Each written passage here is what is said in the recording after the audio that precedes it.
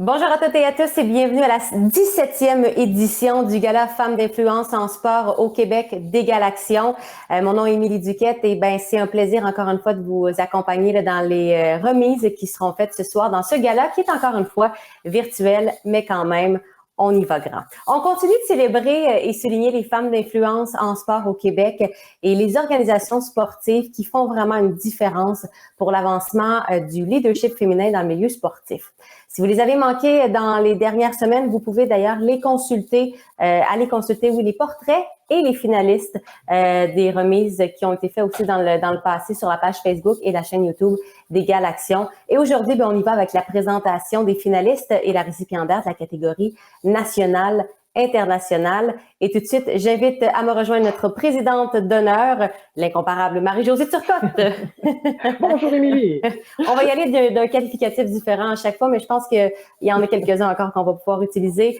Marie-Josée, dans les derniers Jeux olympiques, un grand nombre de médailles ont été remportées par des Canadiennes. Plusieurs records aussi ont été battus par des athlètes canadiennes, mais encore à ce jour, il y a vraiment une sous-représentation tant au niveau des entraîneurs, des administratrices que des athlètes, mais également des journalistes dans le monde du sport. C'est quoi le remède à tout ça? Si on avait la réponse, ça changerait comme ça. Écoute, je suis tombée sur une étude qui avait été faite par un forum économique en 2018 qui m'avait beaucoup inspirée. Et cette étude-là nous disait que plus il y avait de femmes dans des postes de direction, dans des grandes compagnies, meilleure était la performance économique, financière. On nous disait aussi que plus il y avait de diversité dans les conseils d'administration, c'était une source de créativité et ça aidait également à prendre de meilleures décisions. Donc, que de bonnes nouvelles quand on augmente le nombre des femmes dans des grandes compagnies. Donc, par extension, tu me vois venir, pourquoi le sport se prive donc de la présence des femmes? Parce que s'il y avait plus de femmes dans des postes de direction dans le milieu du sport, il y a un peu partout, il y aurait donc de meilleures prises de décision, il y aurait plus de créativité. Donc, c'est carrément une question d'efficacité. Il faut donc laisser la place aux femmes. Il faut que les femmes prennent leur place aussi. Et je pense que c'est ça, c'est scientifique. Donc, c'est prouvé que quand on le fait dans des grandes corporations, ça fonctionne. Donc, c'est une question de temps, encore une fois. Il y a encore une question de patience, mais il y en a des solutions, ça c'est sûr et certain. Mais j'ai aimé que tu dises, il faut aussi que la femme prenne sa place. C'est pas juste aux hommes de laisser la place. Non. Et ça, ça part d'ici et d'ici. Alors, merci Marie-Josée, on te retrouvera pour le dévoilement de la récipiendaire un petit peu plus tard. À tout à l'heure. On y va maintenant avec la présentation des finalistes du volet national-international.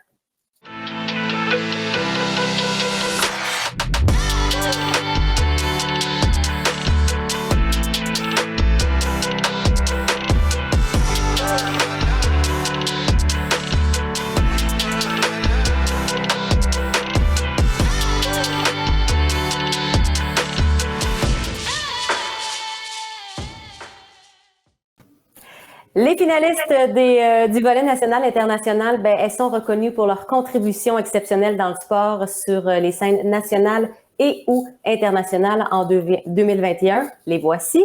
D'abord, Caroline Dubreuil, qui est organisatrice de la Coupe du monde de ski acrobatique au relais. Salut. Bonjour.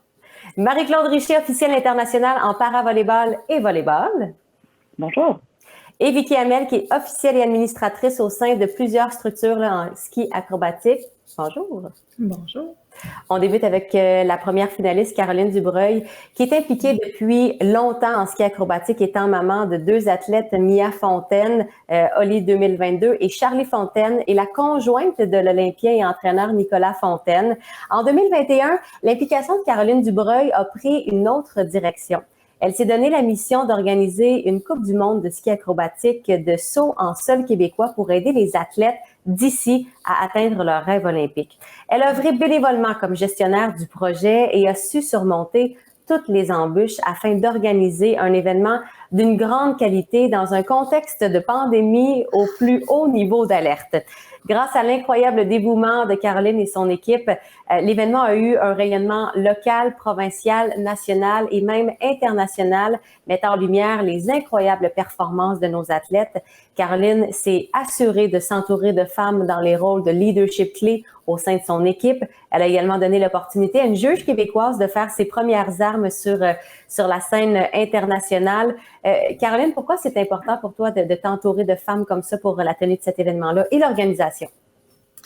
Ben, c'est sûr qu'en premier, ces femmes-là dont je me suis entourée, ce sont mes amies. Entre nous, on s'appelle amicalement les ski moms. Et puis, je me suis entourée d'elles parce que ce sont des femmes qui sont passionnées autant du sport de ski acrobatique à cause de la venue de leurs enfants dans le sport et tout ça. Mais c'est aussi des femmes qui sont toujours en mode solution, qui sont capables de régler toute tâche connexe. Alors, je peux toujours compter sur elles, peu importe la situation. Puis, on a vraiment beaucoup de plaisir à travailler ensemble. Puis c'est ce qui fait qu'on réussit à être capable d'accomplir de grands projets puis à créer de super événements, autant pour nos athlètes que les entraîneurs, que les bénévoles et les commanditaires aussi. Et ça, même dans des conditions qui ont probablement pas été faciles du tout, là. Non, c'est ce qu'on se dit justement. Si l'année prochaine, on peut reprendre le projet et qu'on n'a pas la condition pandémie, mon Dieu, ça va être... un charme. Un charme. Félicitations, Caroline. Bonne chance. Merci. On y va maintenant avec la deuxième finaliste, Marie-Claude Richer, qui fait partie de l'élite mondiale chez les arbitres de paravolée depuis quelques années. Détentrice d'un grade international, elle a officié lors des Jeux paralympiques de Tokyo en 2021. Elle détient également son grade national d'arbitrage en volleyball, ce qui lui permet d'arbitrer les compétitions les plus relevées de la province et du pays. Elle continue également de s'impliquer au niveau local au sein de l'Association provinciale des arbitres de volleyball du Québec, de l'Association des arbitres de volleyball de la région de Québec et également du Comité national des arbitres de volleyball Canada. Cela fait maintenant 30 ans que Marie-Claude est engagée en arbitrage et nul doute qu'elle y laissera sa marque dans les années à venir au pays comme à l'international. Elle est un modèle d'excellence et de persévérance pour les jeunes officiels. Marie-Claude, c'est quand même difficile de convaincre des jeunes de devenir officiels. Entraîneur, des fois, c'est plus simple, mais officiel, on dirait qu'il y a quelque chose derrière l'emploi. Comment tu réussis justement à investir ces filles-là? Ben, je dirais que c'est assez facile de les convaincre quand c'est des personnes qui adorent le sport puis qui en font, qui sont des marqueurs, qui nous voient arbitrer puis qui voient qu'on a du plaisir à le faire. Puis il y a plein d'avantages à être officiel, surtout quand on est étudiant. C'est un super travail pour étudiants parce qu'on choisit notre horaire, on donne nos disponibilités. C'est super facile de concilier le travail, les études puis d'autres occupations, même pour les adultes. Puis c'est assez payant aussi si on a assez de disponibilité puis qu'il y a beaucoup de matchs ou de tournois dans notre région.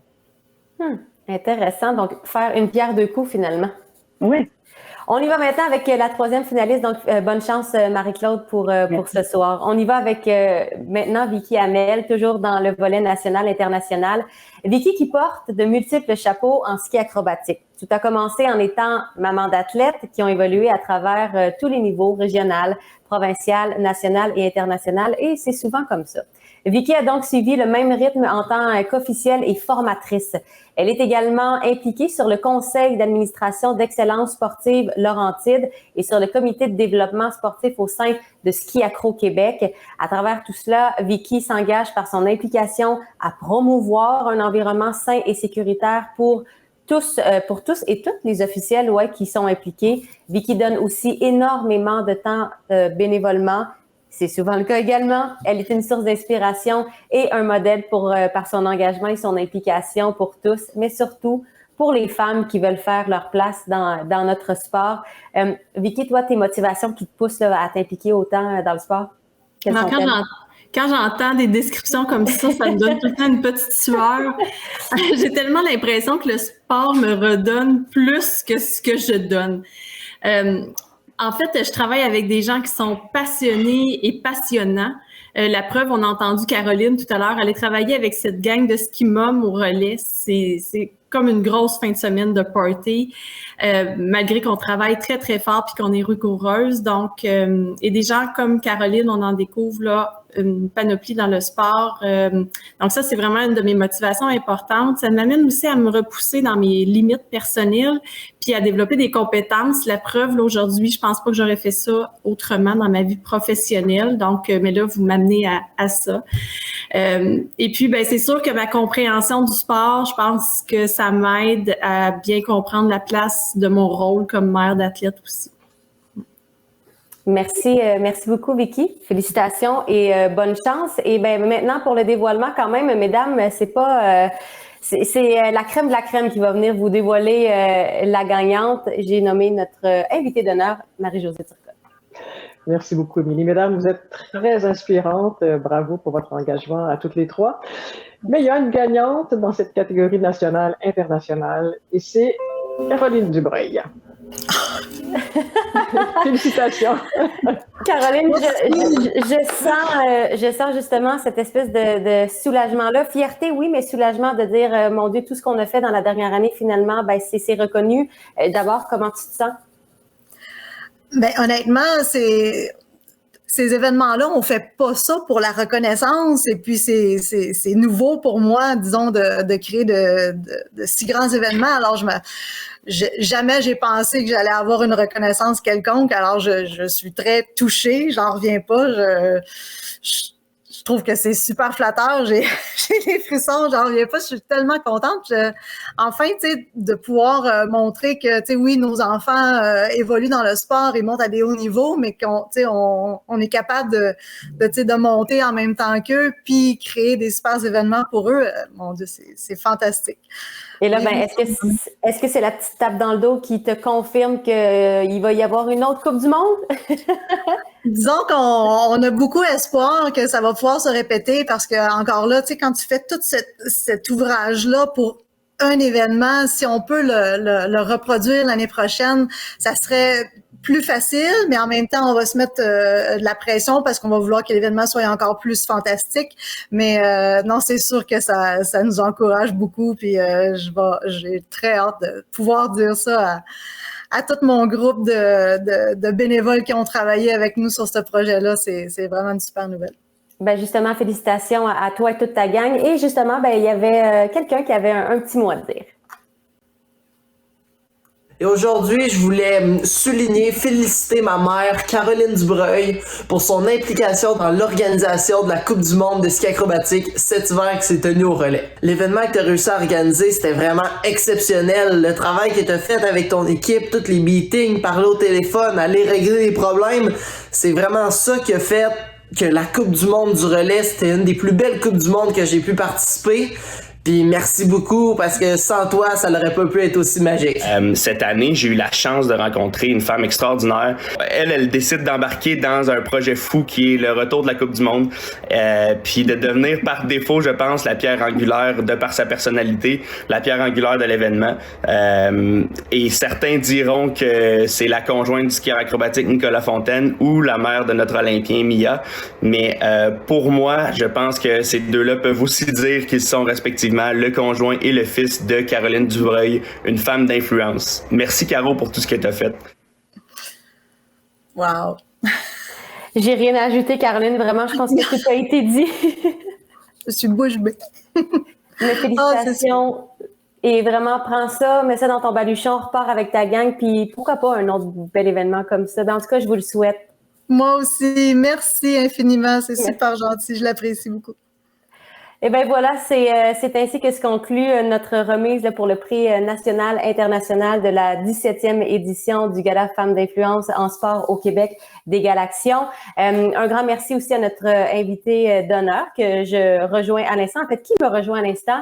Marie-Josée Turcotte. Marie-Josée, c'est tellement fascinant de voir comment, juste avec la passion, on peut faire beaucoup en pas beaucoup de temps. C'est vraiment incroyable. Depuis qu'on remet ces prix-là depuis quelques semaines, c'est fabuleux de voir tout le talent, la passion et vraiment, c'est inspirant, toutes ces femmes. Ben, d'ailleurs, tu l'as mentionné, il y a eu quelques remises, mais il y en aura d'autres et tu seras avec nous, en fait, là, pour toutes ces remises-là. La prochaine, c'est vendredi, le 10 juin à 16h pour la remise du prix de la catégorie reconnaissance. Allez voir aussi les portraits là, des 3 finalistes sur la page Facebook des Galaxions. Les portraits qui ont été diffusés les 20, 27 et 3 juin dernier sont disponibles pour réécoute, revisionnement. Eh bien, merci à tous et à demain. Bye, Marie-Josée. Bye bye.